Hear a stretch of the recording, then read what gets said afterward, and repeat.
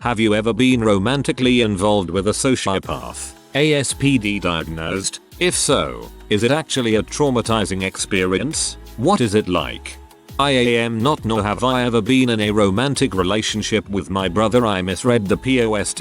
My twin brother. Things happened when we were little. I wouldn't have linked up then, but I most certainly do now. As twins, we obviously got two of everything. He'd destroy his, take mine, and then say I destroyed mine to get his thing because it was better somehow. He hugged the family cat so hard it panted when he let go. Every time. Once he mysteriously found the cat with a broken leg and decided not to tell my mom. He was just constantly trying to cause chaos, pinning everyone in the house against each other. He would start arguments seemingly for the fun of it, and he'd always find a way to slip into the background while we screamed at each other. His worst offense was when he cut himself on the leg with a razor and told my mom dad had made him do it. My parents nearly got divorced because of him. Then they did for other reasons. He told me a while later he lied about it all. He liked doing that, freaking things up and only telling me. I was branded as a liar for most of my childhood and no one really trusted anything I said because of him. So he took all the more delight in confiding in me because he knew what it would do. He lives with my dad now and I haven't spoken to him in 4 years. But I have a fun story if people ask who the evil twin is, I guess. Your edit made me laugh. Thanks. He was a classic. Into animal torture and stuff like that. The way he got to talk endlessly about animal torture was by pretending he felt bad for it and looking for sympathy. I can't believe I did X and Y. I feel so bad. He kept mentioning it so much. He thought it was funny when me or the baby had pain. At one point he told me that it was so long ago that by now I should also think it was funny that he had gotten my blood and pieces of my flesh on him. He said that me having empathy was proof that I was mentally ill, because empathy doesn't exist. You just learn in your teens that there's consequences for being bad to other people. He also said that nobody cares about women. They're like steak in the supermarket, and that when he saw a woman in the streets, he thought about violating them. He is incredibly charismatic and the police said that I made a false report. He is still harassing me through the legal system. Yes. He admitted his diagnosis proudly, at least to me. He was very troubled. I was only with him 8 months, but those 8 months were the worst of my life. He seemed happy to discover I didn't have stable housing. Asked if I'd like to move in. I said no. So he started causing problems with the people I was crashing with. I didn't realize this till later that he was the one that got me kicked out. Once I had no choice but to stay with him. Hotels or the streets. He laughed and said he's breaking his lease. Maybe if I did what he said faster, it'd be able to stay, but that I could sleep in his basement. He would do weird crap like that, making me wait outside of bars. His job, his friends' houses was a big thing he'd make me do, especially if the weather was poor. When he drank it was even worse. He'd sleep in the bathroom if he was on liquor to get away from him. If I didn't, he'd strangle me when he blacked out. He's wanted for killing a girl in another country now. No clue where he is, but I'll randomly get contacted by him. It's been years but he still contacts me. All he says is I love you. Once he got into my email and changed my name to I love you. I know 100% it's him.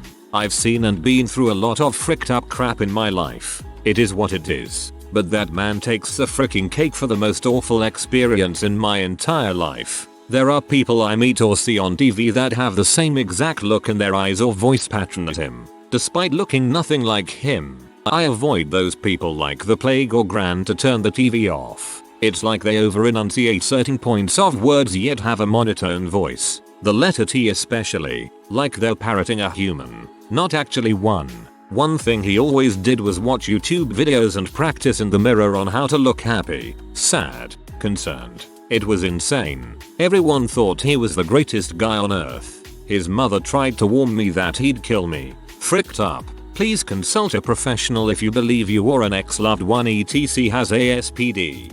Diagnosing a serious mental illness yourself is not healthy and further pushes misinformation and stigmas. It seems a lot of people think narcissistic personality disorder and antisocial personality disorder are the same thing as well. Yes, I dated a narcissistic sociopath. It was terrible and left permanent scars. It took time, but I realize now that everything was a lie. Well, His name was correct, but what he thought, felt, did, his plans and his history, I know none of those things. He is a complete stranger and I never knew him at all. I'm doing fine now, although once in a while I stop and shake my head because I feel so goddamn dumb. My ex is a walking illusion. He was whatever he needed to be at the moment to reel in his victim. Even after I filed for divorce, it wasn't until I heard the pathological lies that he'd told his new girlfriend that I realized it. There wasn't any diagnosis, but I was casually with a guy who was sending up some pretty serious red flags, and it suddenly clicked that he was a sociopath. No empathy, would absolutely lie to people's faces. Huge plans that went nowhere. Nothing was ever his fault. Rules were for other people. When I drifted away from him or hung out with someone else, he would start putting lots of effort in again. And of course there was the cheating, lying, etc etc. Luckily for me, I had recognized it early, and I realized I needed to be careful about how I went about detaching myself from him. So here is what I did, and hopefully it can help someone. I never actually broke things off with him or told him we were done. Obviously this only works if you're casual, but maybe some variation could work. So an example would be that when he asked me for something, I knew he wanted it right then. So whenever he contacted me to ask for something I'd say sure, that sounds great. I get off of work in 3 hours and I'll come right over with whatever he wanted. After that he'd say no, never mind. I'd act like I was disappointed about it. So he thought he had successfully punished me. He thought I was still on the hook. I'd do this over and over until he stopped thinking of me as someone he could get things from. It took a while and a lot of acting upset when he would berate me or snap at me. I specifically remember sitting in his room while he yelled at me about where I put my purse down thinking, okay, remember V. This is very upsetting. Looks sad, but it did work without him going to any extremes. And we lived in the same building, so it was hard to just avoid him altogether. Obviously your mileage may vary. I dated a guy who wanted total control 24/7. I got sick a lot and had a lot of medical tests because they couldn't figure out what was wrong. I got really boring and too sick to go anywhere, so he broke it off. Yup, by far the hardest experience of my life was with him for nearly a year, 6 years ago. Still working on recovery today. Tried to separate me from my friends and family, made me feel responsible for him emotionally and financially. One of the first things he did after about a week of dating was convince me to pay for his $400 phone bill so he could have his phone switched back on and stay in contact with me. That was only the beginning. I lost all self-worth. By the end I felt completely crazy. It's insane what prolonged exposure to gaslighting will do to a person. I ended up dropping out of uni because he would sabotage me at every turn. I'll never forget when I was working on a major project and he would keep walking past me calling me a freaking B and spitting on my piece. I was the only one working, and supporting 2 people on a crap hospitality wage is hard enough. Then add in about a $300 a week weed addiction. If he didn't have it, he would lose his crap, throw things, smash things etc. It was safer for me to keep him high, and in turn I smoked a crap load to escape the reality of the situation. I finally got out when I found that he had had prostitutes in the house, and in my bed. I finally opened up to my friends what had been happening and they got me out of there. It was fricked up, but I try to see it in a positive light. I've learnt and gained massive self-esteem since this happened, and I find I can easily detect sociopathic and narcissistic personalities, not people now. I still get super triggered by things, especially males yelling or showing aggression. I still get annoyed at myself for breaking down in these situations. But each time it happens I feel myself heal just that little bit. I see it as a wound reopening, but then the scar tissue builds up, making me stronger each time. Sorry for such a long rant. Seeing this question hit me and feels good to get a bit of the stuff off my chest. I don't imagine that it's common for sociopaths to get diagnosed as such. They tend to live in denial. They don't think they have issues worth exploring. Yes, I dated one, and it was the most traumatic experience of my life. By the time it was over, multiple years, I had no idea who he was. That's what it's like. I was married to one. It was traumatizing. We had a child and he cheated while I was pregnant with a woman. I specifically said I don't trust her. Please avoid being alone with her when she joined my group. Other friends basically invited her in. He was verbally and mentally abusive. He told me no one would want me because I was a young single mom, so I may as well come home and just let him cheat with whoever he felt like cheating with. I moved across the country to escape his insanity. The best way I learned to deal with him is to ignore him and not give a crap. It messed with his ego big time. He really doesn't know how to deal with someone who actually gives zero shot about him. He would try to tell me about whatever was going on in his life and I'd say, why are you telling me this? I don't care. Don't speak to me unless it's about our son. He kidnapped my child during a visit. Because our divorce was final in our home state, nothing could be done. It took me 2 years of fighting to win full sole custody of my son, who is now grown and doesn't have much to do with his dad. There is of course a lot more to the story. Psychological warfare and such. He tried to make me think I was going crazy when I started to become suspicious. He tried to torture me for 18 years. I haven't spoken to him in 5 years and I feel free. He has been told if he so much as tries to speak to me at events for my son graduation, college graduation, military basic training graduation, that I will walk away. I have nothing to say to the man and he has nothing to say to me. My son learned on his own what type of person his dad is and is remarkably well adjusted and full of empathy. Minus the kidnapping, I am dealing with the same exact scenario. I'm sorry you dealt with this, but I am happy your son saw his father's true colors and you have escaped them. Traumatic. I'm in therapy, but I'm scared of people now. I don't know if I want to get married or have kids. I beat myself up for it because there were so many signs he was a sociopath, but I still wanted him. Even after a few years we first broke up, I ended up catching herpes. He never cared about me and only cared about himself. He used me. I get really mad at myself when I think about it. Even typing this out, my anxiety is slightly hitting me. I learned that I was in love with the idea of being in love and that my self-esteem was so low. It's probably going to be a long time before I trust people again. One of my biggest fears is falling into that again. Even worse, not leaving. I'm thankful that I have family and friends, so that helps me. I don't feel alone. I feel love all the time. Reading this was a stab in the heart. Gosh, that sounds like absolute heck. Praying that you have a steady recovery. Don't beat yourself up so much over it. After several relationships with toxic people, I learned, and quote often, that once you see someone through rose-colored glasses, all the red flags just look like flags. Was married to one for 4 years. Definitely would not repeat. The level of delusion is unreal, and trying to get him to understand someone else's pain, trying to get him to see how his actions were fricked up, was like trying to force a colorblind person to differentiate red and green. His vast lack of empathy was unyielding. Not even his therapist could make progress, and requested to meet with me for help in getting through to him. He truly lives in a fictional world where he can do no wrong, and it's freaking terrifying. I moved 1,000 miles away first chance I got.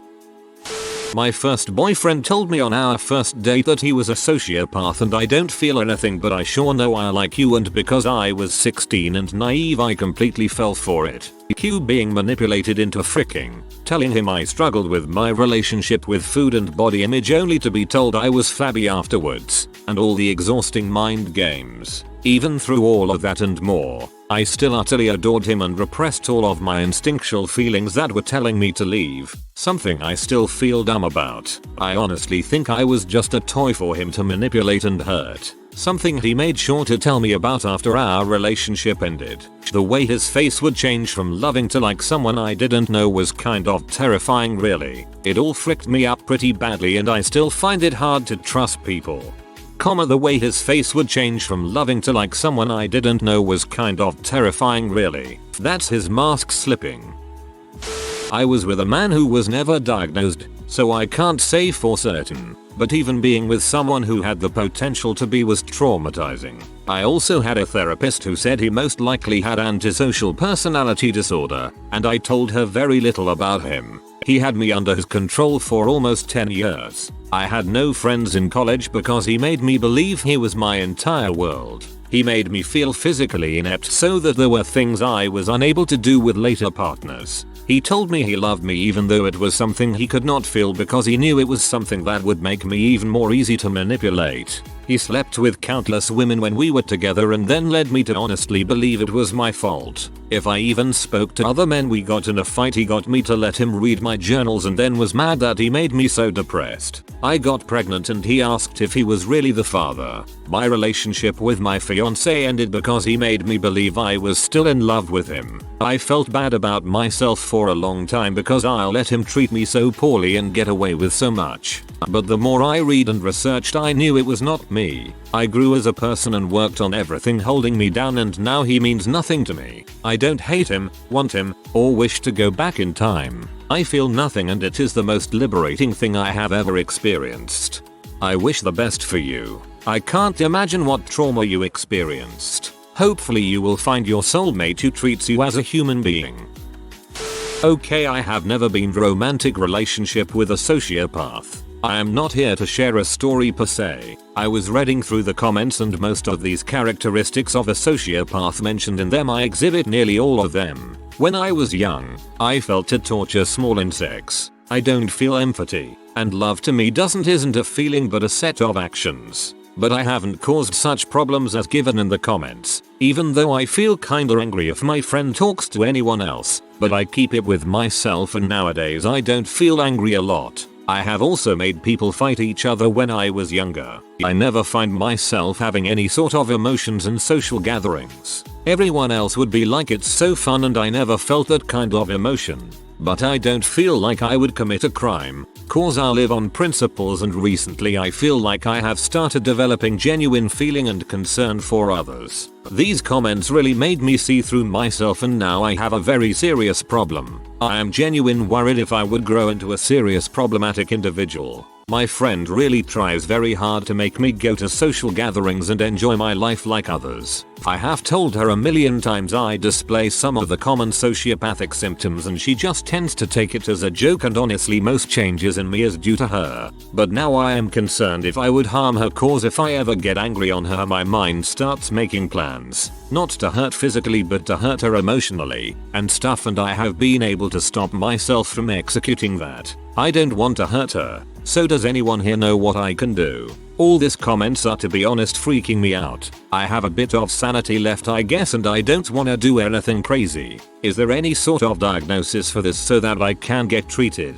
I'd really suggest going to counseling. A counselor has seen similar patients and is able to give you the guidance and tools necessary to help get a handle on the situation. I also want to tell you that I dated a man who was a sociopath, and he is truly one of the kindest people I've met and treated me very, very well. He saw a counselor frequently and I know that helped. Best of luck, pal.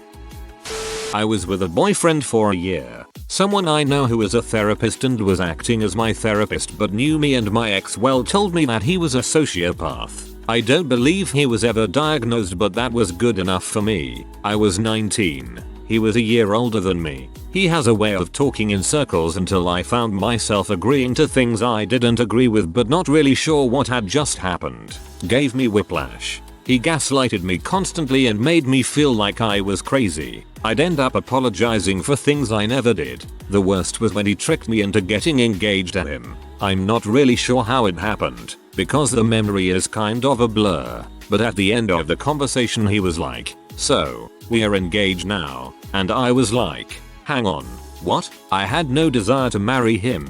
I was too young and I'd already begun to hate him at that point. But before I had the opportunity to figure out what was going on and how the heck we had just gotten engaged, he announced our engagement to 200 people. People were congratulating me and I just felt so hollow and broken inside. He ended up moving and that's the only way I got free of him. I'd tried breaking up with him a few times before then, but somehow he always made it seem like I had to stay. The day he moved I blocked him on everything and swore I'd never talk to him again. I still have trauma and am triggered surprisingly frequently, considering it's been over 2 years. But yeah, that's what it's like dating a sociopath.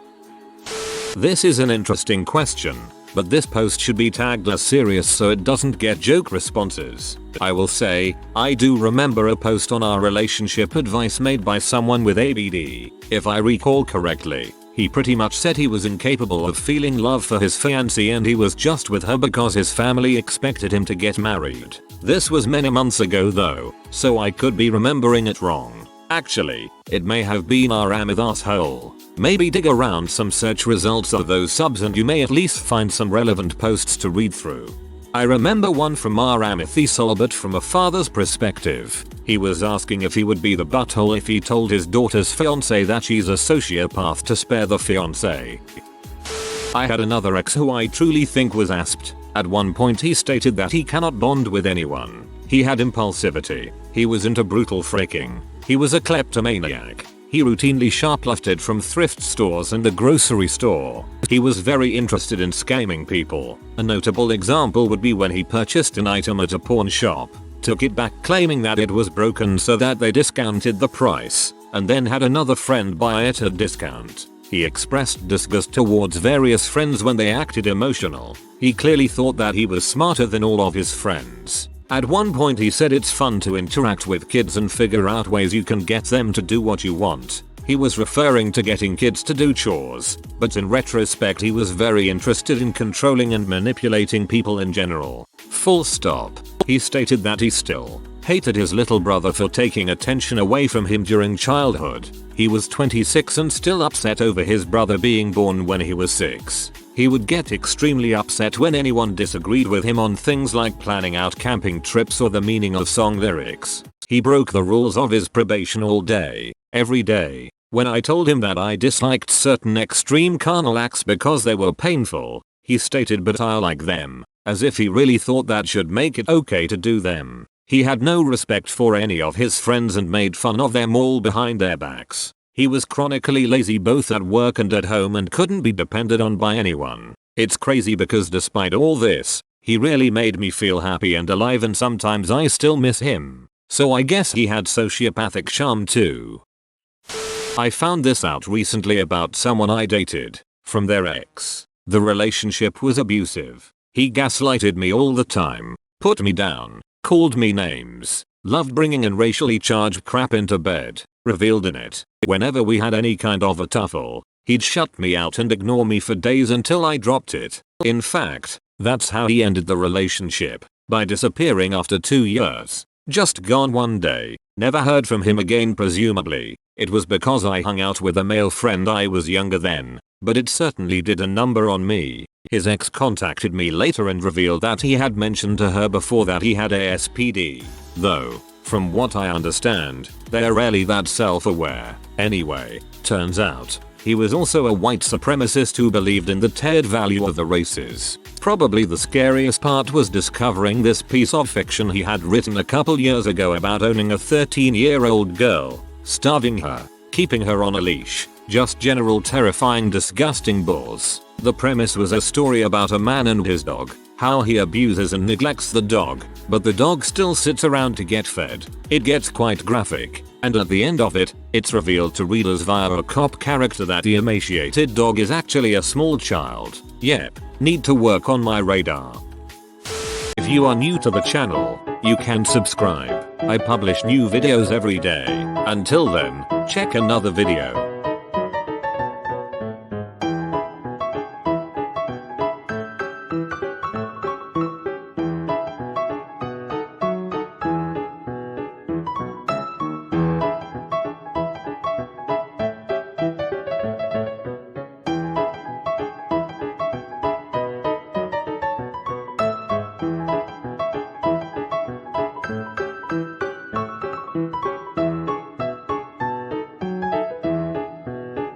Bye for now.